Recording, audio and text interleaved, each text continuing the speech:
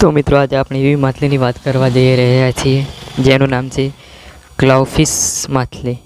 ક્લાવફિશ માછલી આ માછલી એવી માછલી છે જ્યારે તે જન્મે છે ત્યારે તે માછલીઓ બધી પુરુષ જાતિની હોય છે, પણ તે સમય જતાં તેને જ્યારે પણ જરૂર પડે ત્યારે તે સ્ત્રીઓમાં પણ પરિવર્તન કરી શકે છે. આમ માટે આ માછલીઓ ખાસ જાણીતી છે.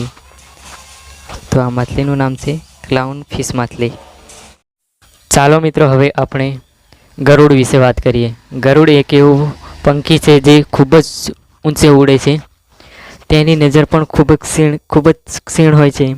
તે નીચે નાનામાં નાના પ્રાણીઓનો પણ શિકાર કરે છે.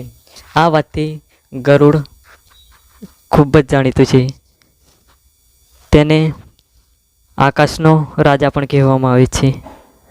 હવે આપણે વાત કરવા જઈ રહ્યા છીએ સ્વિફ્ટ પંખી. સ્વિફ્ટ પંખી તેની અદ્ભુત ઉડાન માટે ખાસ જાણીતું છે. તે સતત ઘણા મહિનાઓ સુધી જમીન પર ઉતર્યા વગર પણ હવામાં રહી શકે છે.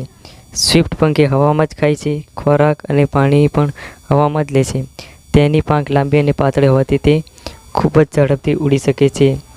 આ વાતથી જ સ્વિફ્ટ પંખી ખાસ ખૂબ જ જાણીતું છે. મિત્રો આજે હું તમને ડોલ્ફિન વિશે કહું. ડોલ્ફિન બહુ બુદ્ધિશાળી જળચર અને પાણીમાં રહેનાર પ્રાણી છે. તે પાણીના અવાજ સાથે વાતચીત કરે છે. ડોલ્ફિન મિત્રો માણસોને બચાવવાના બનાવોમાં ખૂબ જ જાણીતું છે. આથી ડોલ્ફિનનું મહત્ત્વ ખૂબ જ જોવા મળી રહ્યું છે ભારત દેશમાં. તો મિત્રો હવે આપણે વાત કરીશું હાથી વિશે.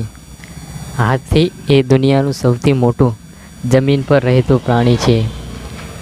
હાથીની યાદશક્તિ ખૂબ જ તેજ હોય છે. હાથી ક્યારેય પોતાના પરિવારને ક્યારેય ભૂલતો નથી. જ્યારે પણ તેમનામાં અનેક પ્રકારની મુશ્કેલીઓ આવે ત્યારે તેઓ એકબીજાને મદદ કરે છે. આ કારણે હાથી દુનિયામાં ખૂબ જ પ્રચલિત છે. પ્રશ્ન નંબર 7. પૃથ્વીનો એકમાત્ર ઉપગ્રહ કયો છે?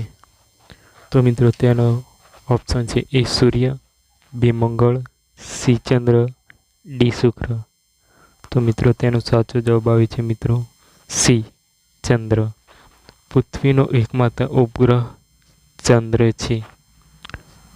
તો મિત્રો તેનો સાચો જવાબ આવે છે C ચંદ્ર. પ્રશ્ન નંબર 9. નીચેનામાંથી ગુજરાતનું સૌથી મોટામાં મોટું શહેર કયું છે?